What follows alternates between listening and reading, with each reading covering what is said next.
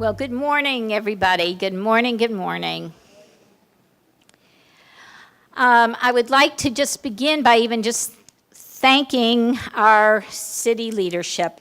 Mayor Julie Bojuiski, our commissioners, Mo Freeney, Heather Gracie, Deborah Kynes, and Jeff Gow, who some of you are here, and I welcome you. I'd like to welcome you to our event.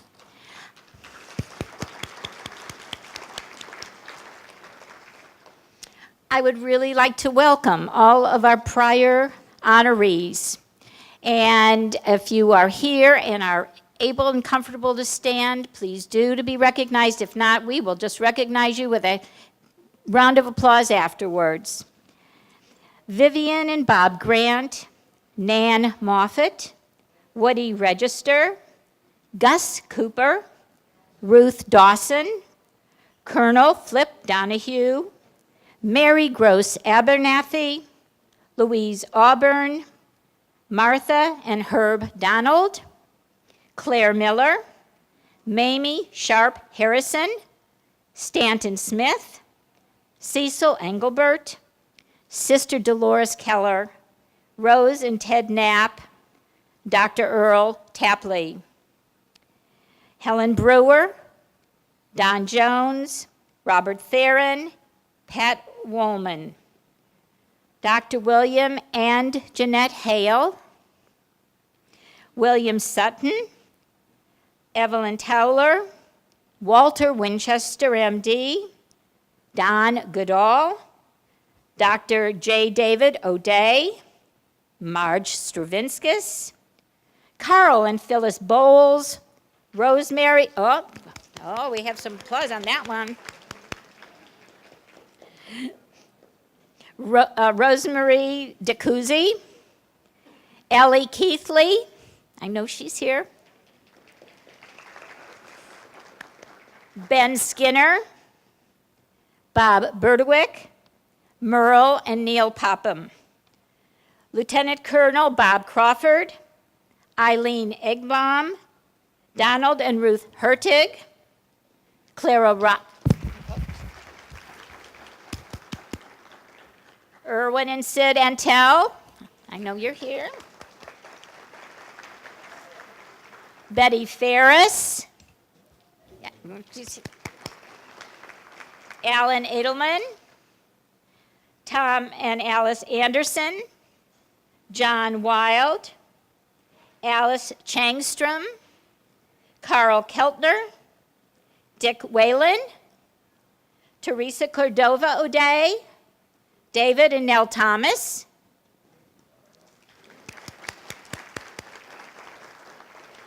Francis Fowler, Jack and Phyllis Greenfield, Manuel Kutarias, I know you're here,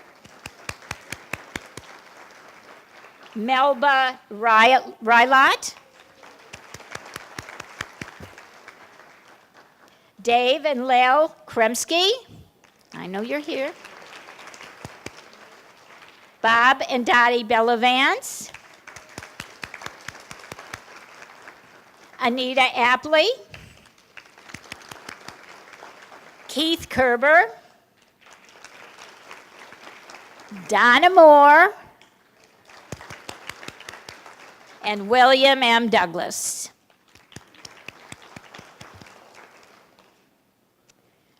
Wow, I am so honored to be able to say those names, and what amazes me about being in my position right now is to know how many of people in Dunedin know one another, and now I'm having the opportunity to meet many of you as well. I've lived here 40 years, but now I'm really getting to meet many of you that I've heard the name, and now I get to meet you, so thank you. And of course, I want to welcome and honor this year's honorees. And it will be my pleasure to be introducing you to our Hall of Fame this year. But I'm Sandy Sunter, and I'm this year's chair of the Dunedin's Committee on Aging. And I'd like to thank the members of our Committee on Aging who are so dedicated to making Dunedin the best little city to grow old in. And if you're in the room, members of our committee, would you please stand and be recognized? I know some of you are here. Sharon, Don, Michael, Kelly, Carla, who else? Thank you, and Michael's here too as well. I'd also like to thank our community members who were part of our selection committee this year. That's really one of the challenges, is getting together when we have so many wonderful nominations to be able to discuss this with people in our communities. So I'd like to thank Tom Anderson, Pastor John Fullerton, Teresa Cordova O'Day, Peg Cummings, Kelly Edwards, and Anita Apley. Thank you, and if you're here and feel you want to stand, please do. Now, I'm just talking, so on behalf of the Dunedin Committee on Aging, I would like to recognize and thank our generous donors and sponsors, and if you look inside of your, who make this event possible every year. So please take a moment, look inside your programs and see in our community who does support this wonderful event. And a special thanks to Mies Manor and their staff, who every year work tirelessly, donating time and resources and our delicious meal. And thank you to Leah Richmond, who is a member of our Committee on Aging from Mies Manor, who coordinates on behalf of the Manor to bring this to us today. Also, we need to recognize and thank Elaine Swinehart, Parks and Recreation Coordinator. Now, Elaine was not able to be here this year, but what she did is she left us in the best hands with her awesome staff, and that would be Pam Crawford and Juanita Gibson and Z. Thank you all for helping get things set up for us today. And I just have a personal thank you to Carol Karp with Parks and Recreation. Thank you for being so patient. I know she's not here, but if you see her, I appreciated her patience through all of this. Since 1963, the Older Americans Month really has been our time to celebrate older Americans, their stories, and their contributions to their communities. We in Dunedin have embraced this opportunity to honor the incredible seniors who are committed themselves not only to our city, but they also find the time and the energies to reach out to other organizations, their faith communities, to also provide support and even some of the necessities of people's daily lives to others who are in need. The theme this year was Communicate, Create, and Contribute. And can you believe this is the City of Dunedin's 20th anniversary to do this year with our Hall of Fame. For the past years, this is our opportunity to recognize and support those in our community who have shown leadership, commitment, creativity, and continue to be the role models for those who are going to be coming behind them to show them what we can do even as we grow older. So they have some big footsteps to follow in.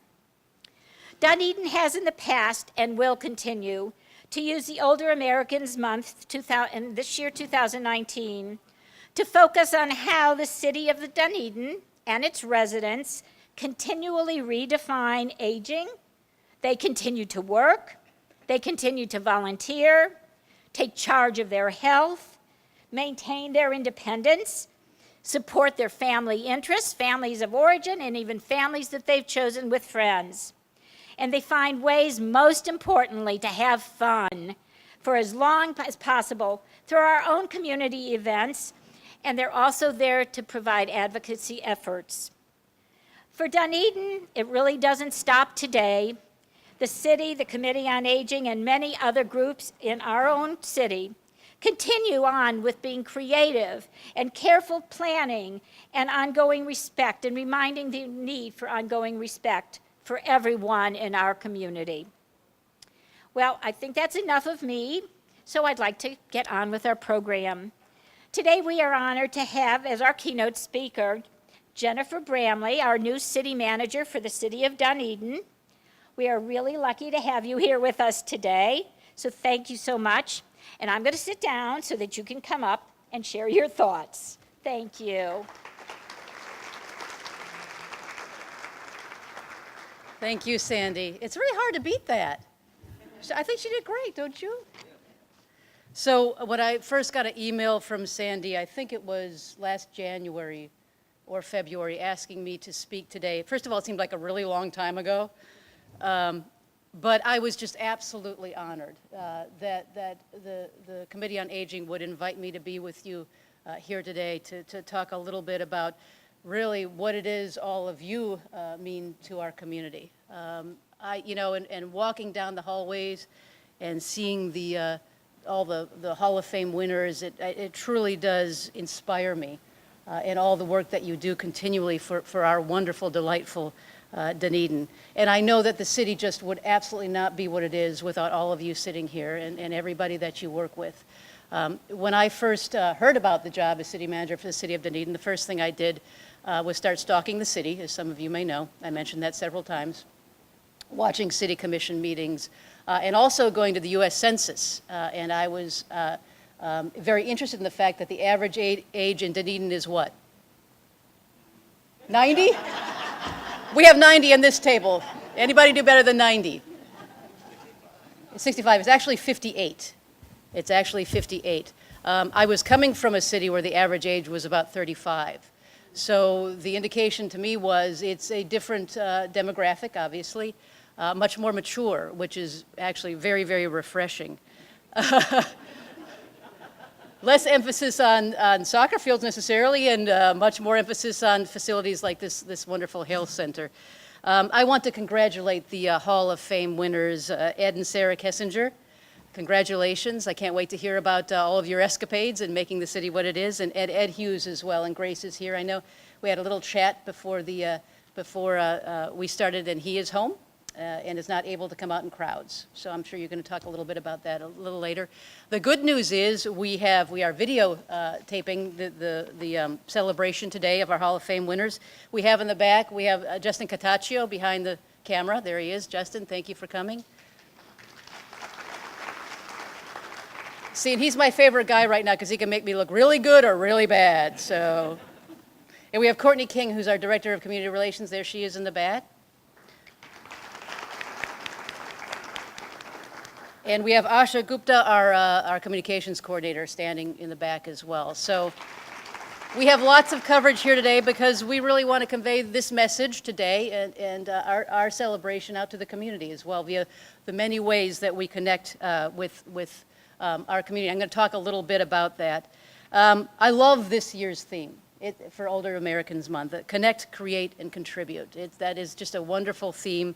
I want to speak a little bit about connecting and contributing and thereby creating a better city, which is what all of you do every single day.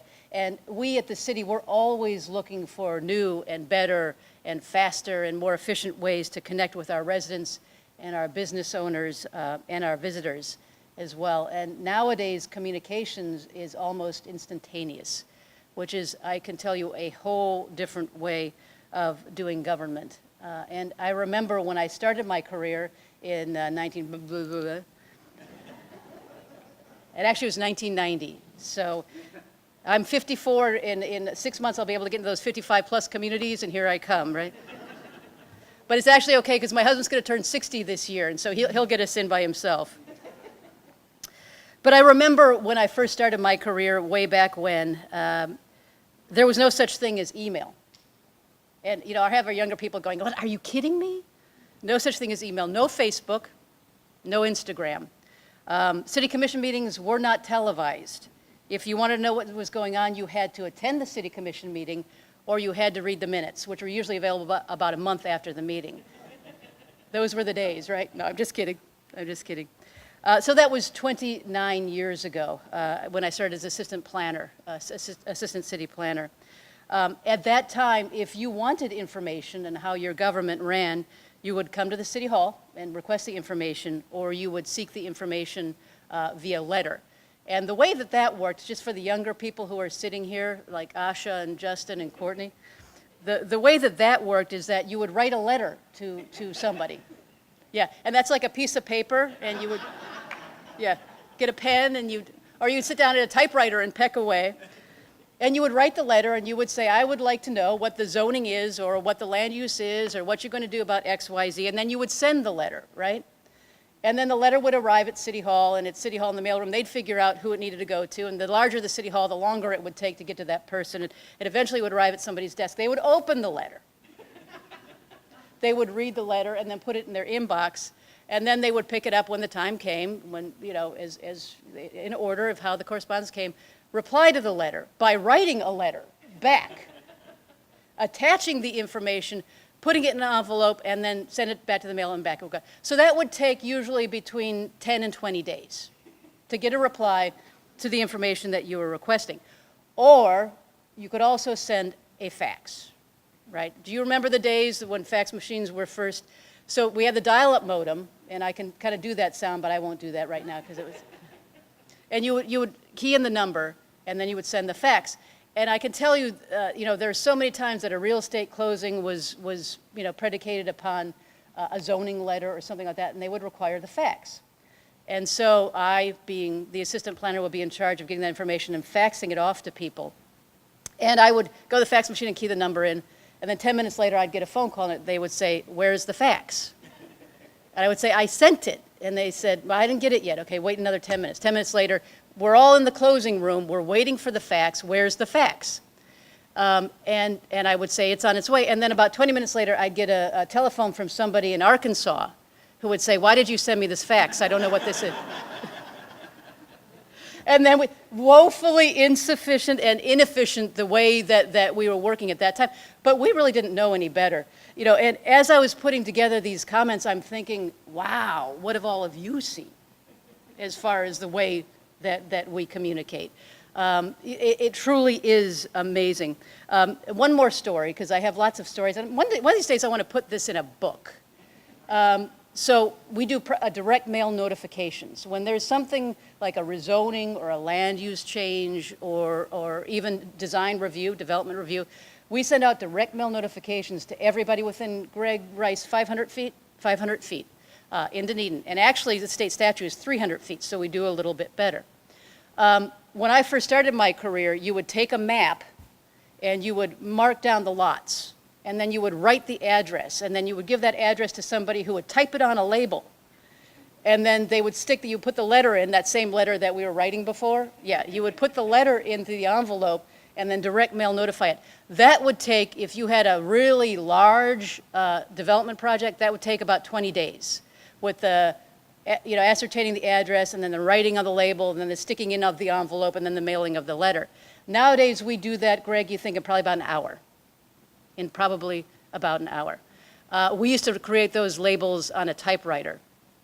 And I was actually showing a bunch of elementary school kids, early elementary school kids around City Hall one time about 10 years ago. And we went all the way through the police department, fire department, they thought everything was really cool. We got to the very end and we were in the planning department. And one of the kids, I said, does anybody have any questions? And one of the kids raised her hand and she said, I do.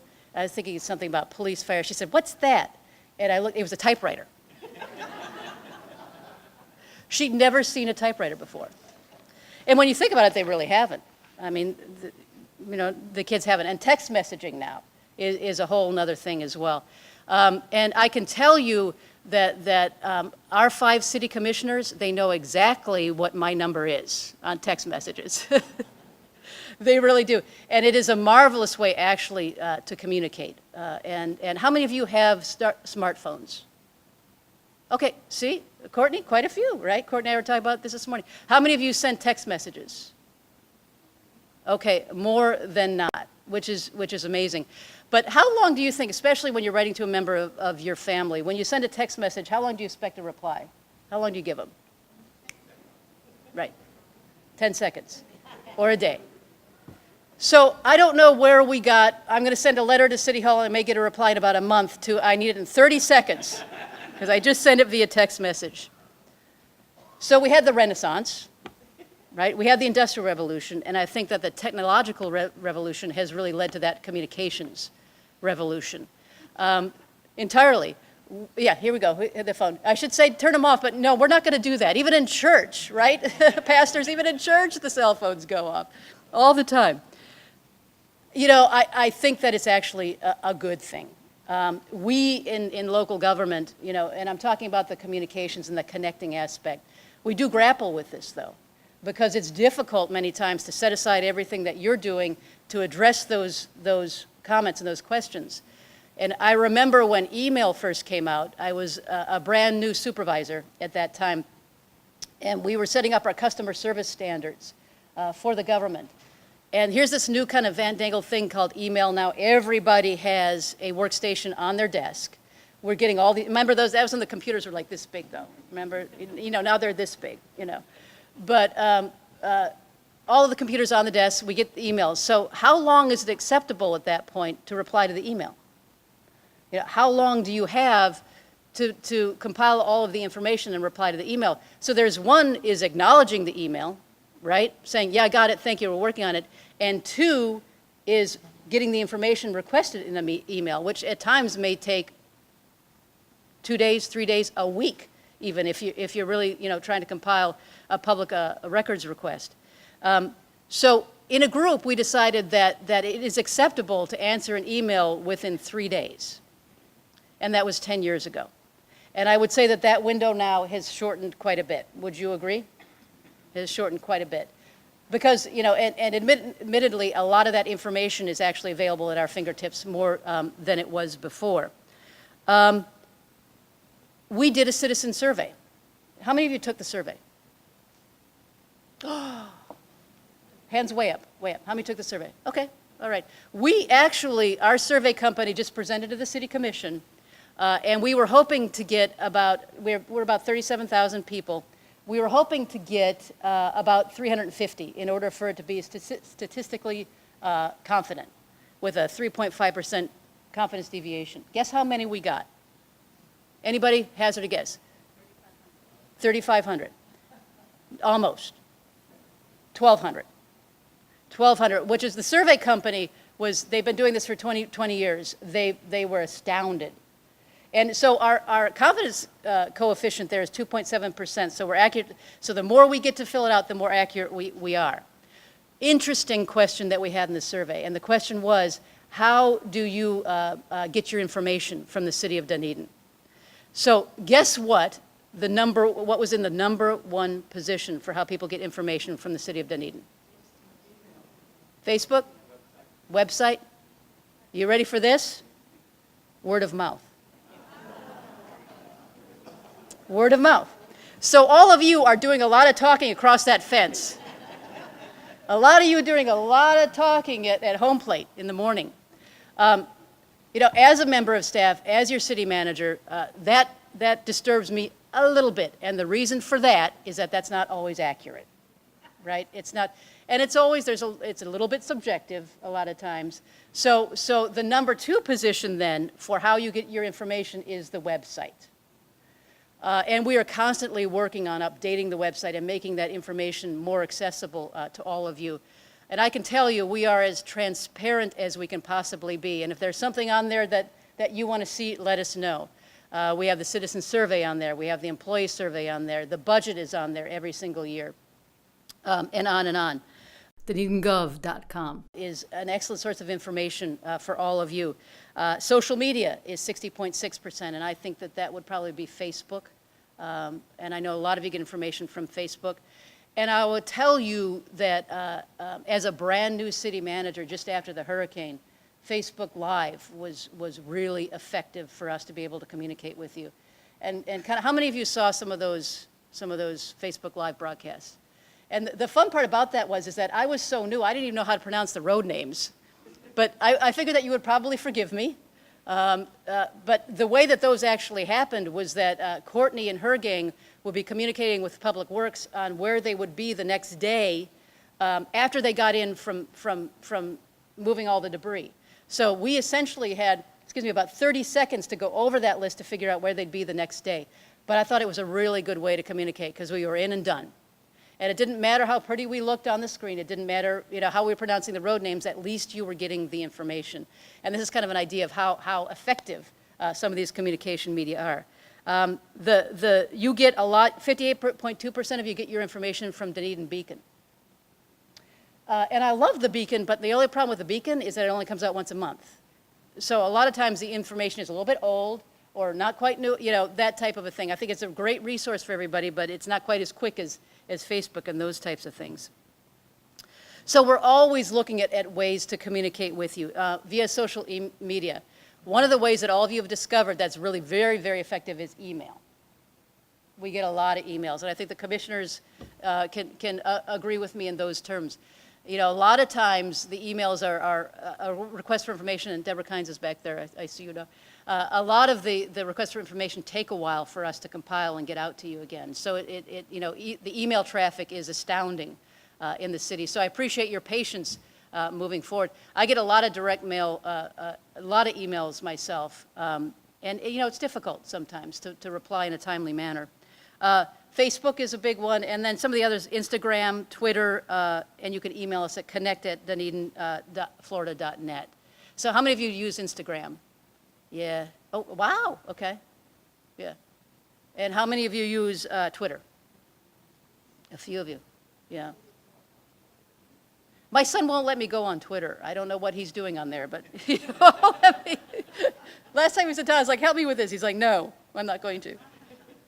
So if you're watching the City Commission meetings, then you could, on WOW, it's channel 15, on Frontier, it's channel 15, and on Spectrum, it's channel 639, and those are the government, 639, those are the government access channels. So, an informed public is a powerful public. An informed public is a helpful public.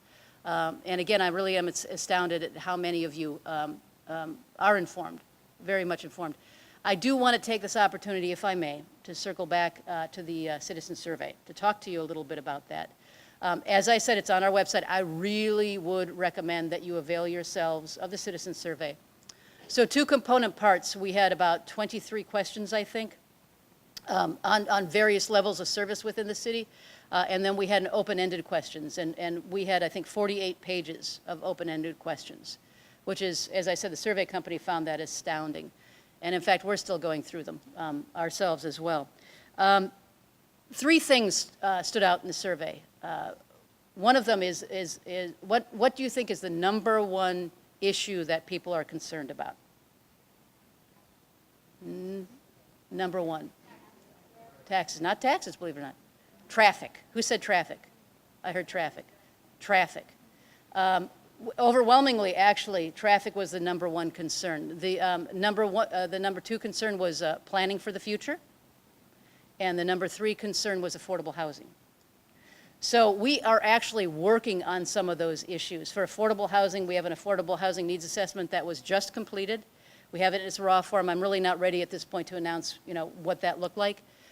We have amended our land development code to address the visioning concerns, and that's height of buildings and setbacks of buildings.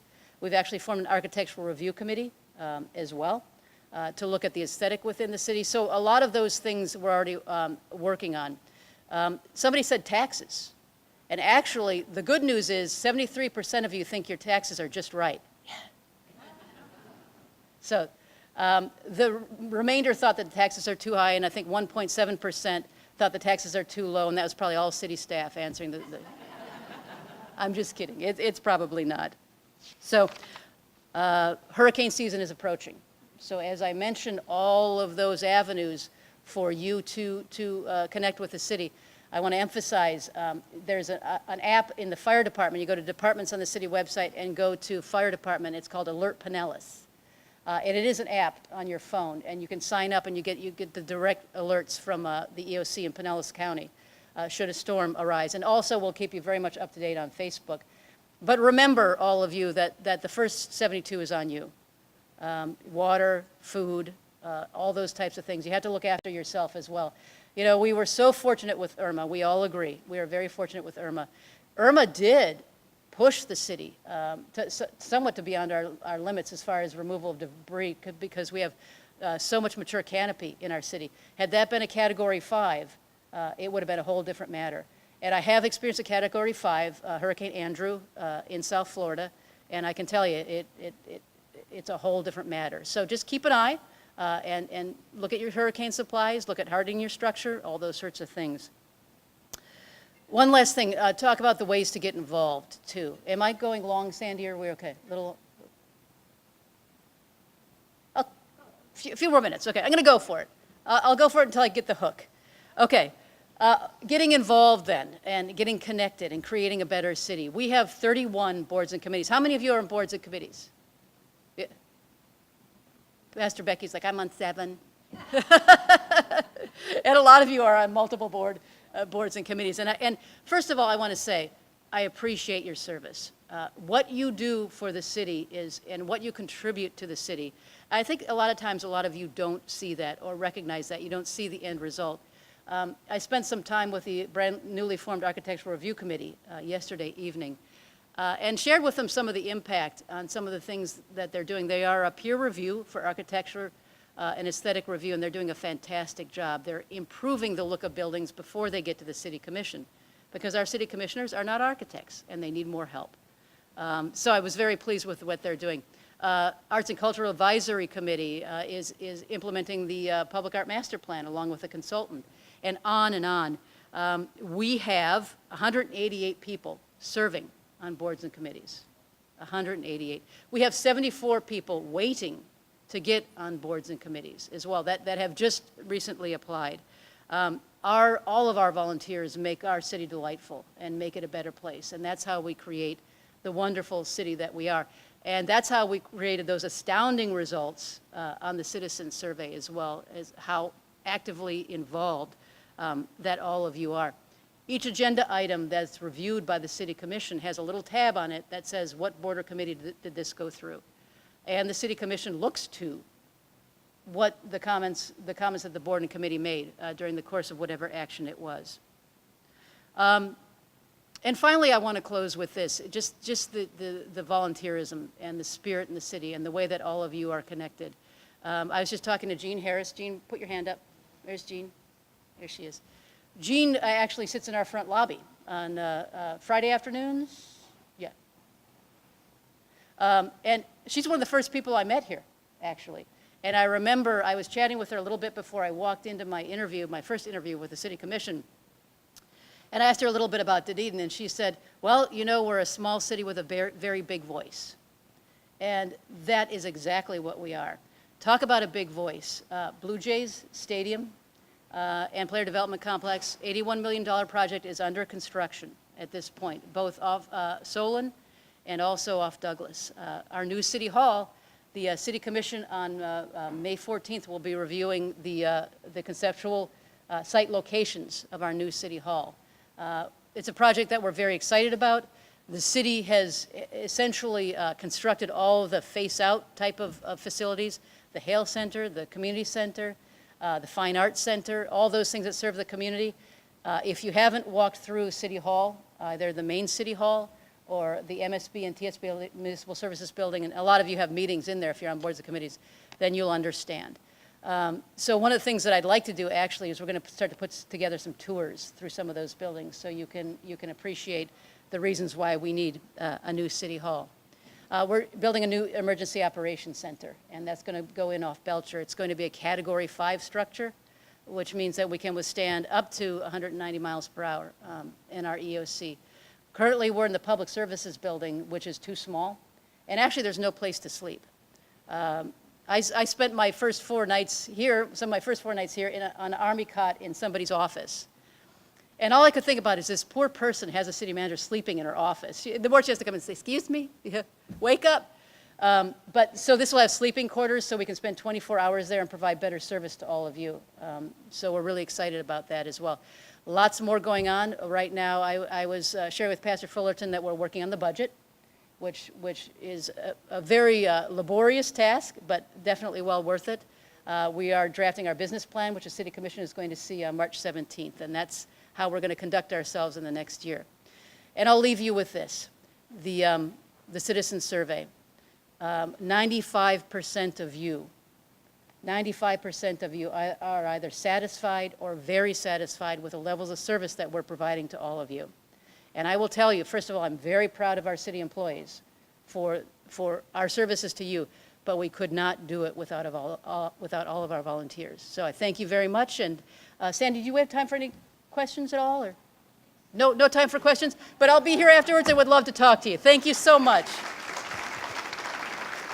I talked a lot, huh?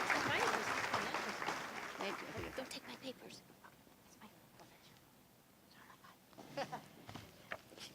Yeah, I really appreciate her asking. She was able to go a little longer, so I will not be doing my aria from Madam Butterfly for you this afternoon. Sorry. But now, thank you so much. That was so informative. Thank you so much, Jennifer, for doing that. So now, the reason we are here to honor some very special people from our community today. And so we're going to start and meet our honorees. I would first like to introduce Mala Kulhoff, right? Is that right, Mala?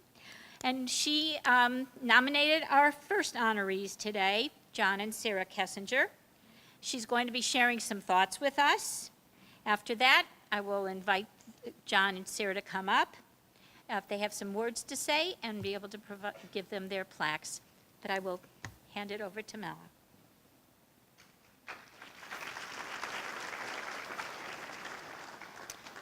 Thank you. And whoa, how's that? Did that work? Good, okay. Mission accomplished. Good morning, city manager, city officials, Pastor Becky, honored guests. What a pleasure it is to be here and to be with so many of you who have accomplished so many incredible things for the city of Dunedin, especially during this month when we honor older Americans. As was said, my name is Mala Kulhoff, and I have the privilege of telling you the story of John and Sara Kessinger and how they arrived at this point in their lives. Sarah Ralph Smith was born in 1942 in Edenton, North Carolina, the daughter of Robert Bland and Sarah Lee Hobbs Smith. As a young child, Sarah spent most of her summers in Nags Head, North Carolina. You know, the Outer Banks. As a preteen and as a teenager, Sarah went to many Episcopal church camps throughout the state of North Carolina. In middle school and in high school, in grades 7 through 12, Sarah played basketball. Upon graduating from high school, she went across the state to Boone, North Carolina, where she attended Appalachian State Teachers College. While there, she played intercollegiate basketball and was president of the Women's Athletic Club. She went on to receive a Bachelor's of Science in Health, Physical Education, and Recreation. She did this in 1965. While in college, in 1963, Sarah made her debut at the Terpsichorean Ball in Raleigh, North Carolina. So we have our own debutante with us. John Roy Kessinger was born in 1940 in Dhahran, Saudi Arabia, to Arthur Gann and Beatrice Fullerton Kessinger. John and his parents were then transferred back to the States during the years that World War II took place. They moved frequently: Avenal, California, Venezuela, South America, and Ukiah, California.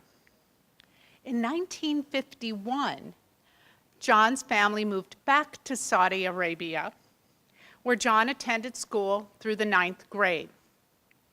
He then went to and graduated from San Marcos Military Academy in Texas. His father retired to Clearwater, Florida, and John attended St. Petersburg Junior College and then went on to the University of Houston in Texas, where he received a Bachelor of Business Administration and Finance in 1963. So now you have met them individually. But how did they become this dynamic duo that we know today?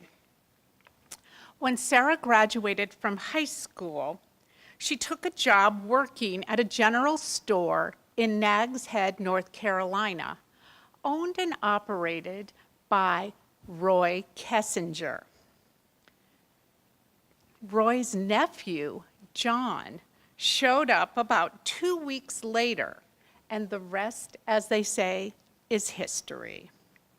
They dated for 4 years while Sara was in college.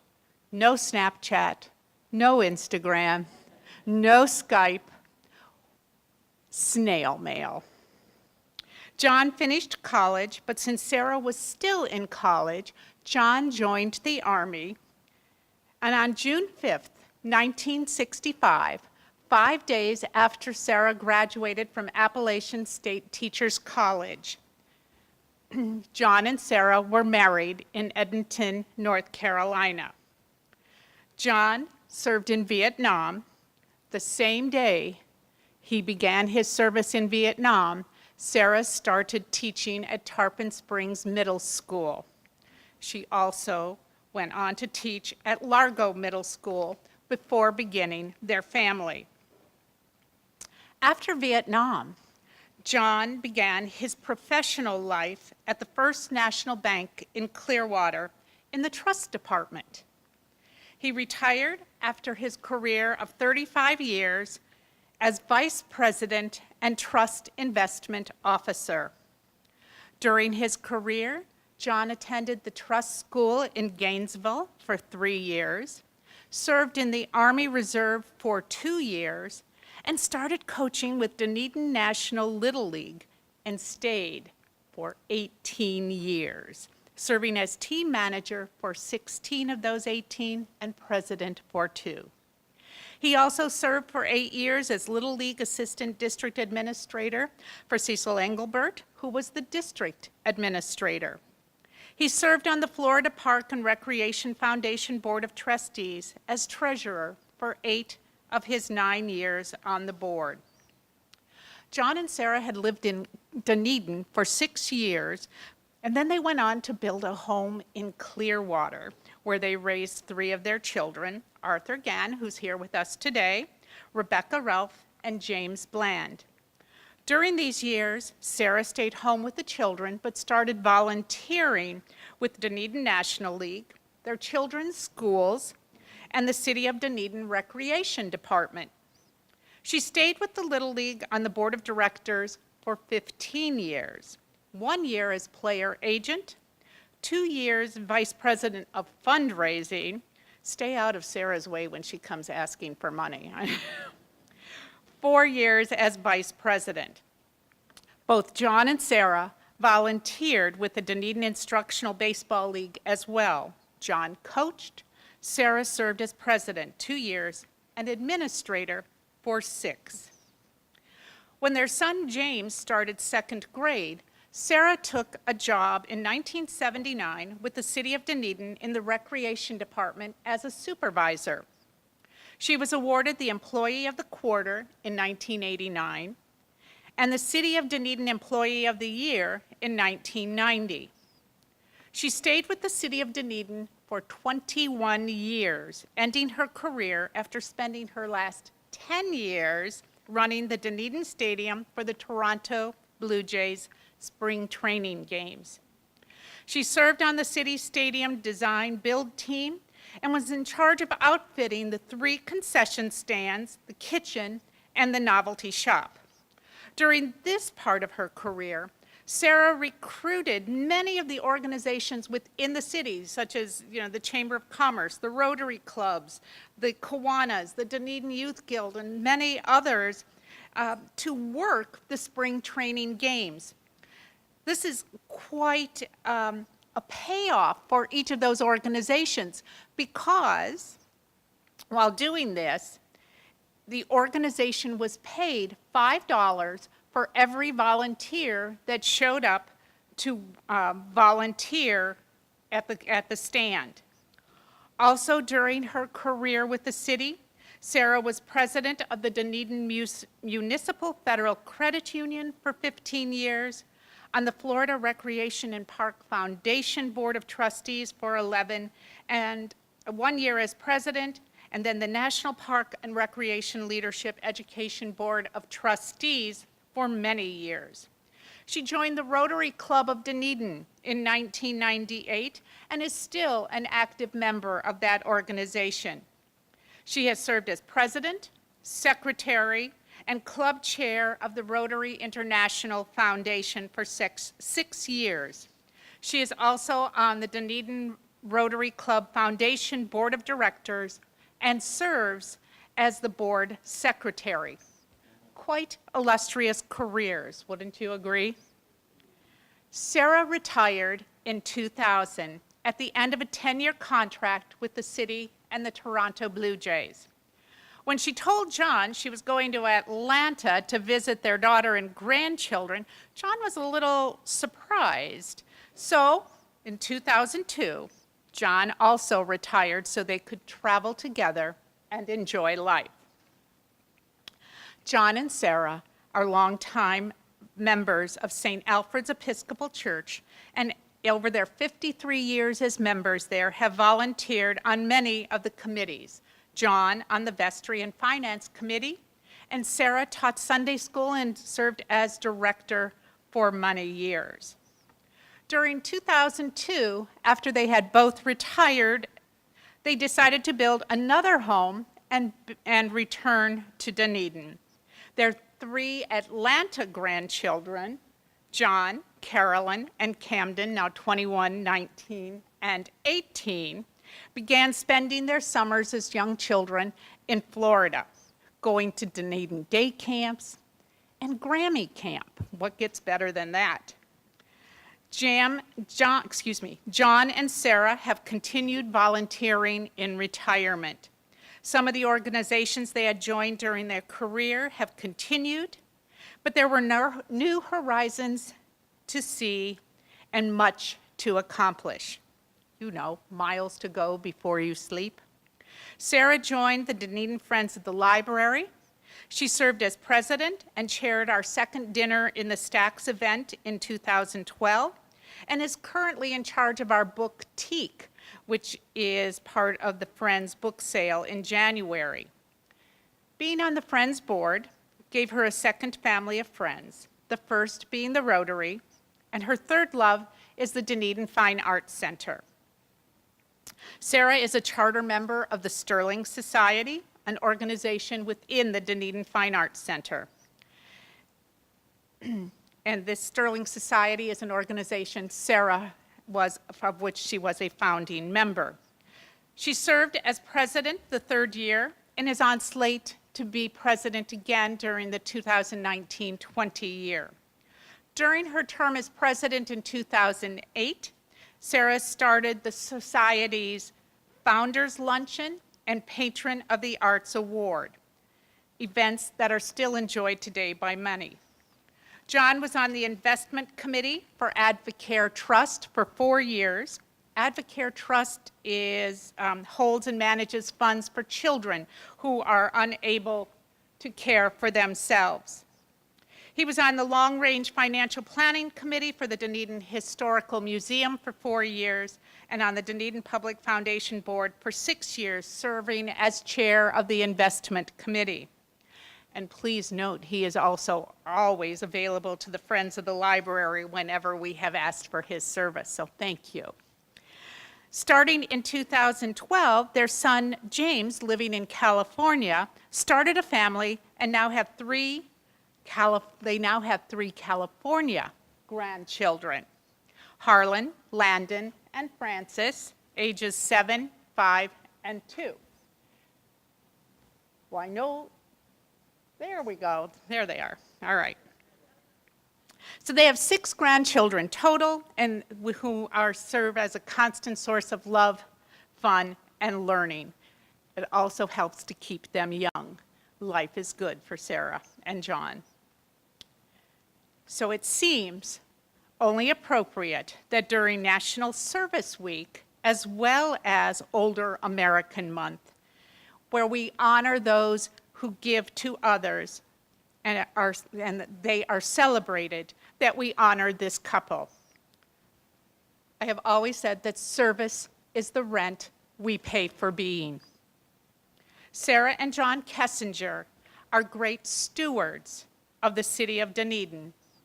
Their devotion to our city, to God, and to each other make them wonderful role models for us to follow as we connect, create, and communicate. Ladies and gentlemen, it is my pleasure to present to you Sara and John Kessinger.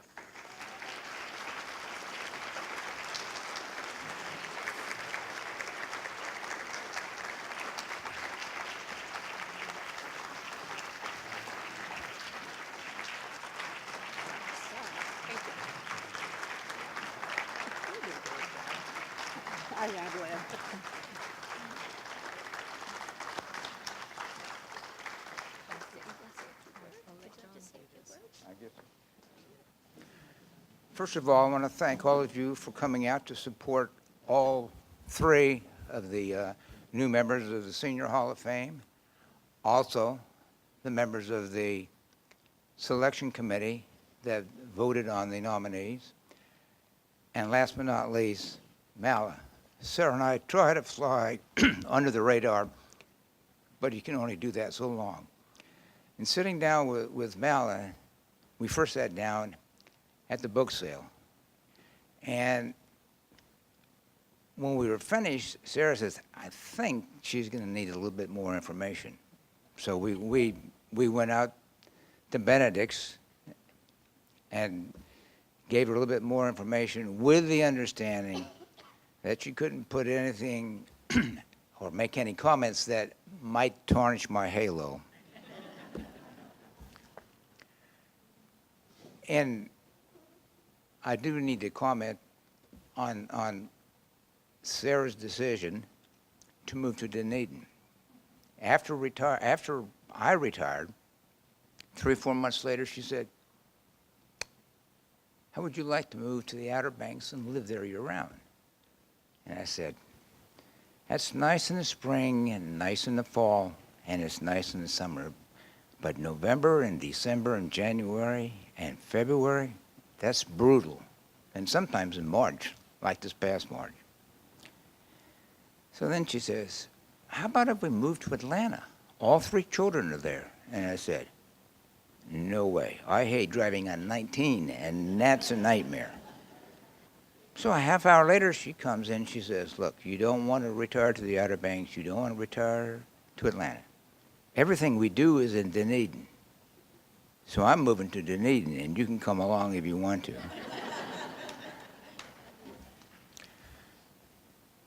When I got back from Vietnam, she could hardly wait to show me this little church in Dunedin. It was a mission.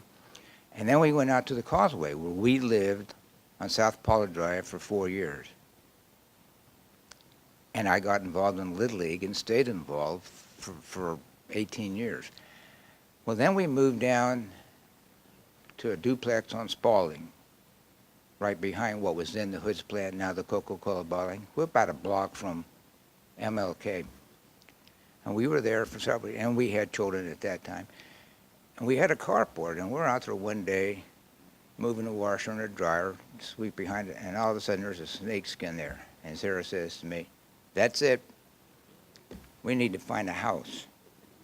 And that's when we ended up moving to Clearwater. And even though we moved to Clearwater, everything we did was Dunedin. Our children went to the camps. Our grandchildren went to the camps here in Dunedin. And with the organizations that we've been involved in, Rotary, Friends of the Library, Dunedin Fine Arts Center, the Historical Museum, there's been a wonderful group of people to work with. And the nice thing is about being in a town the size of Dunedin, you can, all the money that we raise stays local. And you keep bumping into people that you've seen recently. I mean, I just had cataract surgery by Dr. Peter Smith, who I coached in Little League when he was 8 years old. February, Sarah and I are down at outside the museum selling raffle tickets for Rotary for the Harley Davidson. And here's a sheriff's deputy comes over to thank me for my service in Vietnam. And I look at that name tag and I said, Sarah, you remember that scrawny little kid, Charlie Street, that used to play Little League? And I said, boy, Don Street and his wife Mavis did a great job of bringing that kid up. Hopefully we had some influence on Charlie. And everywhere you go in Dunedin, I mean, there ought to be a law against working with a charitable organization and having as much fun and working with the groups of people that we work with. And I'm going to leave this with you and turn it over to Sara.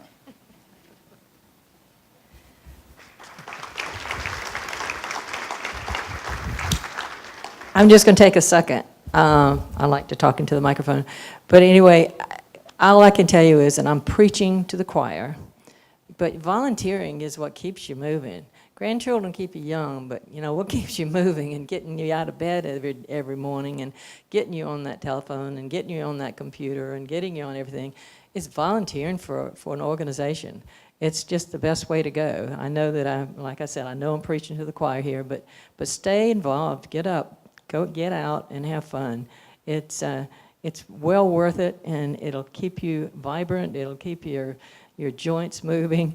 And I mean, I don't know about you, but I'm 76, and every day it's a little harder to get up than it was the day before that. It's a little harder to get out of that chair if I'm watching TV. So sometimes, you want to stay in it a little bit longer. Nope, you got to get up. My rule is, every time there's an ad, I get up. I get up and walk somewhere, out the door, out the back, whatever. So have fun. I love Dunedin. We love Dunedin. It's the greatest place in the whole wide world. And I am from Edenton. That was kind of tough. She got pronounced wrong. It's sort of like, Dunedin. So that's okay.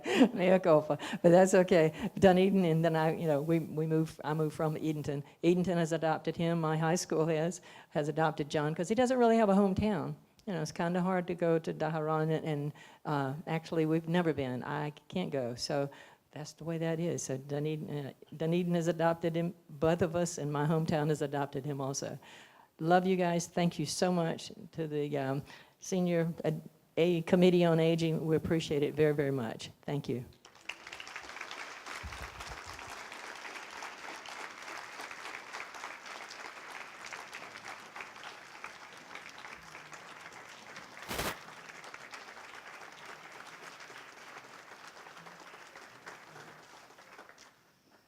And of course, this is one of the awesome parts, is to be able to give them one of the acrylic reminders of this wonderful day that John and Sara can take home with them. And I give that to you. And this is a great picture of John and Sara that will be hanging here in our community center. So we're going to let you have that. And does somebody take a picture of this at this time, or? Our son is. Oh, your son is? All right. Bunny, take pictures. Thank you. Thank you so much.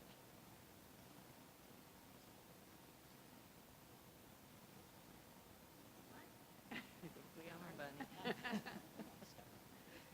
Thank you Thank so you all. much. Thank you very much. Appreciate it. Thank you so much.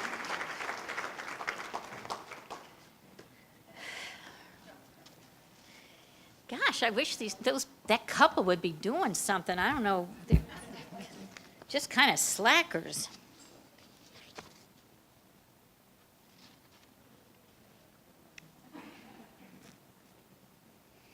Well, they're just finishing up their pictures. I'm going to go ahead, and I'm going to be introducing Grace Hughes. Today, I'm going to introduce, first of all, Dottie and Bob Bellavance, who themselves were Senior Hall of Fame honorees in 2016. And they were the couple who did nominate Edward Hughes for this year's Senior Hall of Fame. Unfortunately, Ed is not able to be here with us today, but his wife and his daughter and friends are here to support him.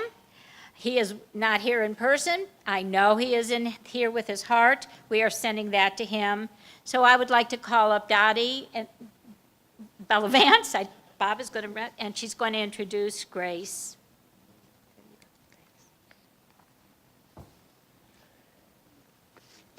Bob and I nominated Ed Hughes for selection to the Senior Hall of Fame as an excellent example of retirement well spent.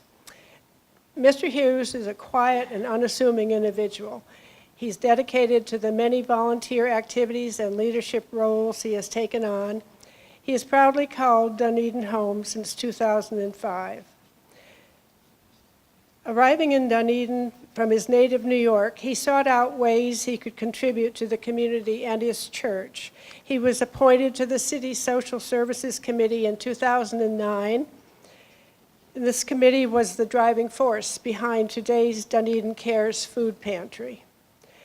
And before I go any further with the food pantry story, I'd like to introduce Joe Macklin, Vice President of the Dunedin Cares Board of Directors, and he will recognize some of the board members who are here.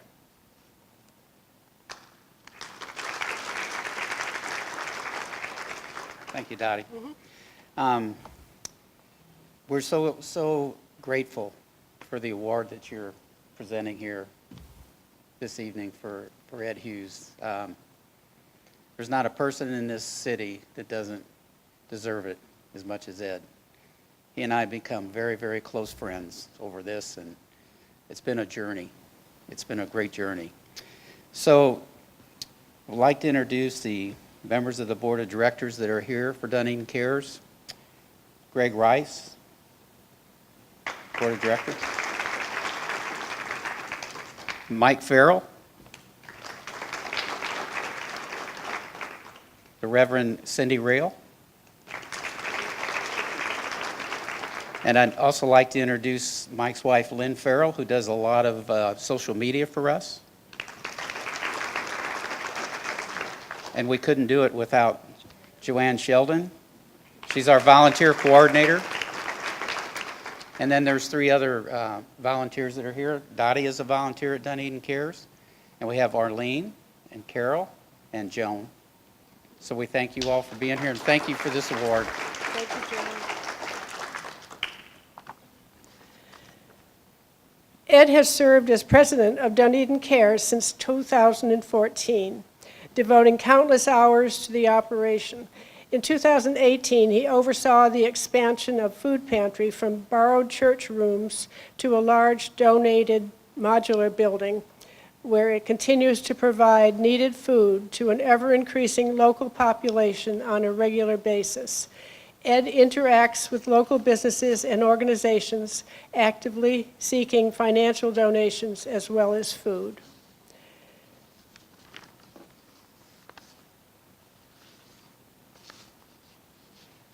And we'll start now with his slide presentation, so you have a picture history of Ed's life.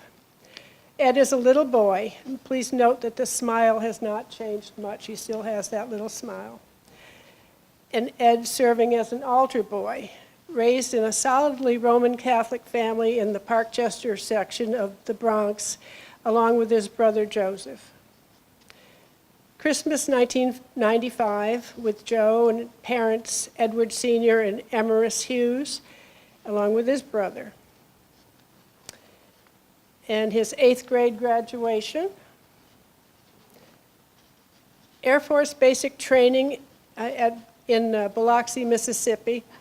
And Ed served for 5 years, starting at the age of 17. He went right from high school to the Air Force.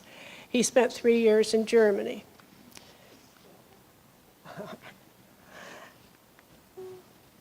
Okay, and the boys. Ed with his Air Force buddies, New Year's Eve in Germany. He told me with a wink that this had to be taken before 8 p.m. because they were all still standing. And wedding day for Edie and Gracie, as they very affectionately refer to each other. The babies come along, 3 daughters that were raised in Queens, New York. Huge Yankees fans. I can't believe you'd have to be a diehard Yankee fan to have your face painted pinstripe.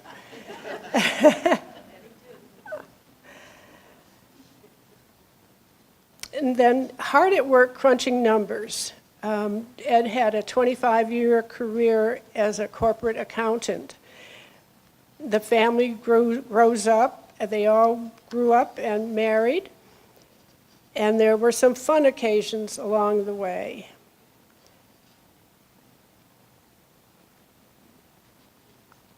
The expanded family, it grew considerably with 8 grandkids.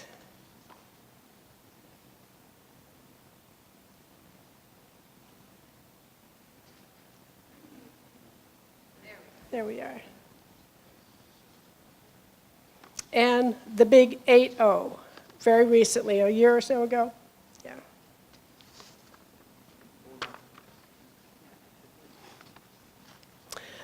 Additionally, Ed serves on Dunedin's Military Advisory Board, applying a respect and reverence for our armed forces going back to his early years with the U.S. Air Force.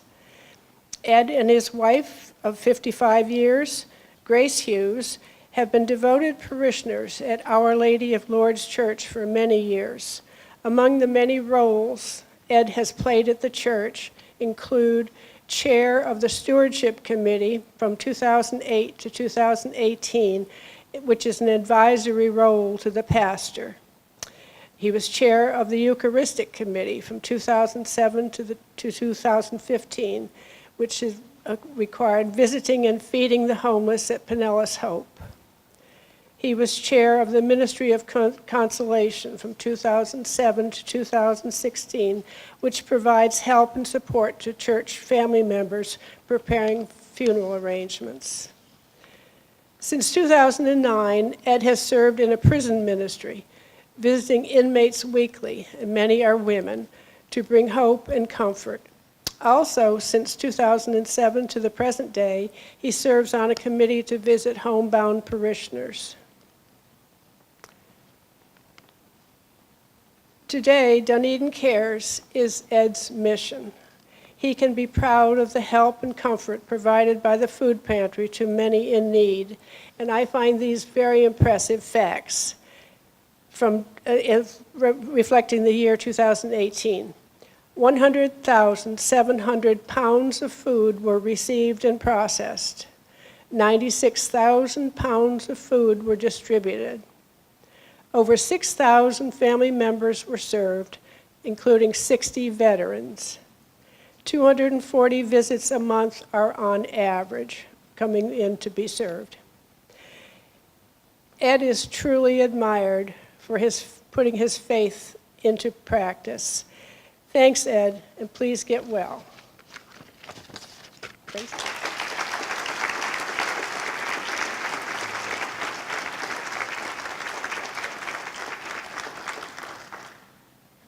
Thank you so much, Dottie, but now I'd like to call up Grace Hughes. And I don't know if you'd like your daughter Mary to come with you, that'd be lovely.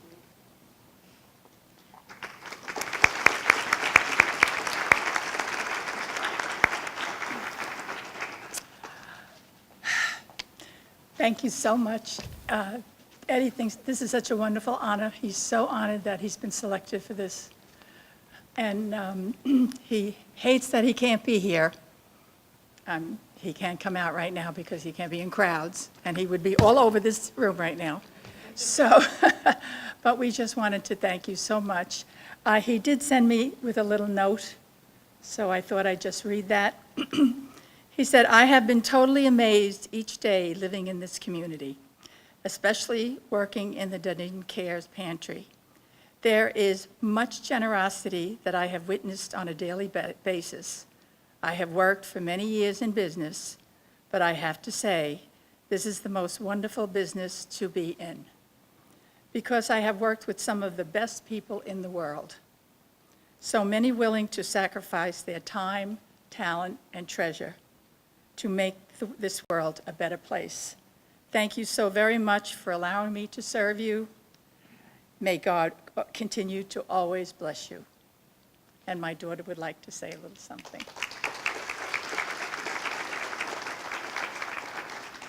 So good morning, everyone, or actually good afternoon at this point. Can you hear me in the back? Okay. So I'm Mary Hughes Edgerhigh. Now, I'm the second of the 3 daughters that Ed has, and there's a running joke in the family that each one of us claims that we're the favorite daughter. So me being here now secures my role as the favorite daughter of the 3. Okay, so thank you to the Committee for Aging for this award for my father. Thank you, Dottie and your husband, for nominating my father. It's such an honor for him, truly, and for all of us. So my heart is busting right now with pride for my dad.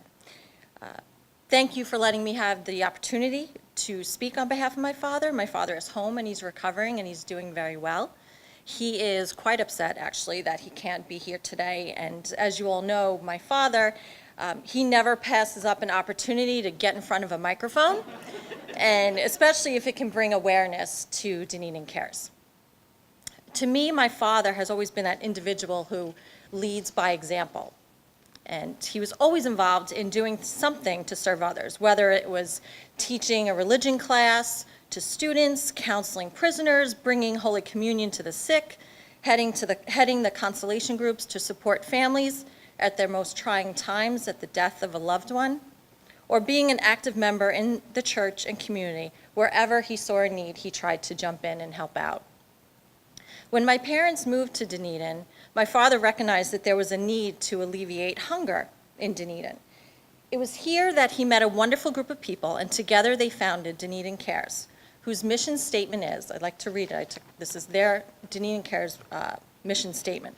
The mission of Dunedin Cares, Inc. is to increase sustainable approaches to meet the social service needs of the residents of Dunedin and nearby municipalities, which includes helping to alleviate hunger. This will be done by soliciting food donations and financial support to sustain a food pantry for needy individuals and families. And Dunedin Cares has become quite a force, and it has made and continues to make an impact on the city of Dunedin. My father gave me this letter today. It was sent to Dunedin Cares recently by a little boy. They just received it. Dear Dunedin Cares, April 28th, 2019. My name is Evan Weiner. I'm in 2nd grade at Broker Creek Elementary School. And for my service learning project, I did a garage sale and donated the money to a local charity. He put that in front, so cute, with an exclamation point. Thank you for your service to the community. Sincerely, Evan.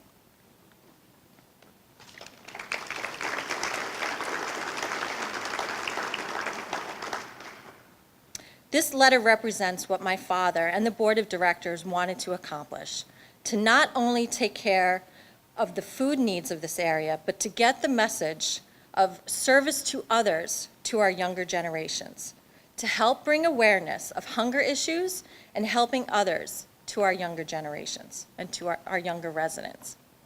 This letter is proof that their message is getting through.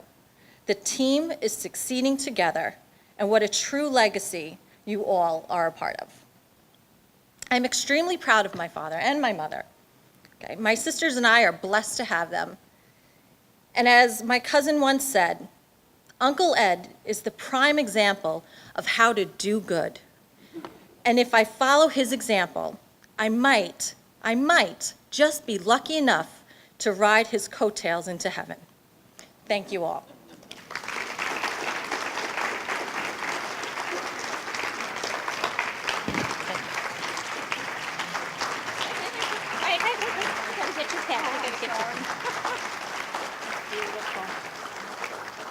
I'm so glad I sent her to college. I always say that to her. Again, on behalf of all of us, we want to offer this for Ed for his home. for you all to be remembering this day and to remember the wonderful work that he has done, and we're being honored for today. And then this is the picture. Oh, my goodness, I think something got spilled. That was mine, too. It's okay. It's only water. It's only water. But this is the best picture of Ed, too. I mean, it's so Ed. So this will go, of course, in our lobby with all of our other honorees. Thank you. So if anybody who wants to take some pictures. I don't know, we've got cameras here. Okay, wait, here first. The paparazzi have to do their work.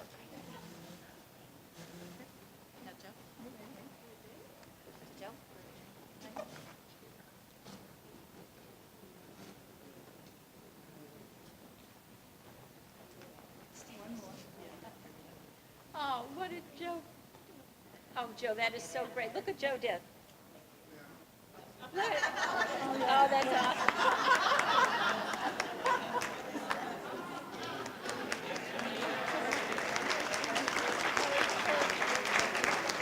If I can just interject something, there were about 15 of those faces at his last birthday in January. We had a big party for him. And all his grandchildren, all his great-nephews and nephews, they all walked around all night, and all the photographs are just of Ed. All about Ed. All about Ed.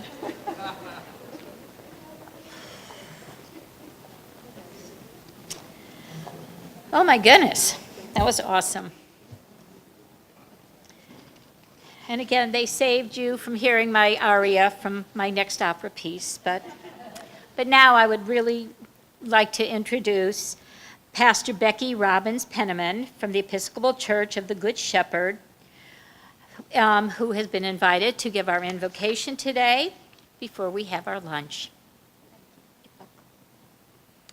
I invite you to stand. Some 3,000 years ago, an ancient poet called all of God's people to live honorably and in service of others, because this would enable them to live their senior years as both an encouragement to others and as a witness to the grace and power of the Lord our God. From Psalm 92, beginning at verse 13. Those who are planted in the house of the Lord shall flourish in the courts of our God. They shall still bear fruit in old age. They shall be green and succulent, that they may show how upright the Lord is, my rock, in whom there is no fault. These are compassionate people whose righteous deeds haven't been forgotten. Let us pray. Holy God, we gather today to celebrate people who have connected, created, and contributed for so many years by celebrating the fine arts and music, feeding the hungry, exulting in the exploration of the wonders of this planet, and befriending people of every nation and tongue, helping to provide all citizens access to the world of infinite learning and possibility that can be opened with the simplest of keys, a public library card. As we gather to honor Sara, John, and Ed this day, Holy God, we give thanks that the Dunedin Committee on Aging is inducting wonderful examples of exactly the kind of people that your ancient poet had in mind. Truly compassionate people whose deeds will not be forgotten. Just so, we also remember and give thanks for those inducted into the Dunedin Senior Hall of Fame in prior years. Bless the members of the Committee on Aging for enabling our delightful community to preserve their legacy. We give thanks for Mies Manor Retirement Community as they sponsor this meal, and ask you to bless our food, the hands that grew, moved, prepared, and serve it. In your holy and gracious name, precious Lord, we pray. Amen. Thank you all for coming today and honoring Sara and John and Ed and Grace and her family. And the only thing I would like to say, these are words from Sophia Loren that I want to leave you with. I know I look a lot like her, so I thought I could speak for her. She said, there is a fountain of youth. It is your mind, your talents, the creativity you bring to your life and the lives of people you love. When you learn to tap this source, you will truly have defeated age. Thank you, everybody, and God willing, see you next year.